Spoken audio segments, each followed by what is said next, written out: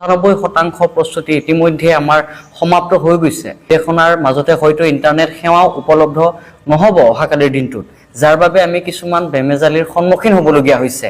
সেই হেতুকে এই সংবাদ মেলৰ জৰিয়তে আমি সমগ্ৰ অসমবাসীৰ ৰাইজক আহ্বান জনাব বিচাৰিছোঁ যে আমাৰ অহাকালিৰ দিনটোত অনুষ্ঠিত হ'বলগীয়া উপহাৰ কুপন খেলখন পৰৱৰ্তী ৰবিবাৰৰ দিনাখন অৰ্থাৎ ২২ ছেপ্টেম্বৰ তাৰিখে আমি অনুষ্ঠিত কৰিম, যে অসমৰ কোনো ৰাইজ এজেণ্টসকল, আমাৰ যিসকল সন্মানীয় আমাৰ ক্ৰেতাসকল, তেওঁলোকে কোনো ধৰণৰ যে ভয় শংকাত থাকিব নালাগে, খেলখন যে আমি অনুষ্ঠিত নকৰিম তেনেকুৱা ধৰণৰ কথা নহয়।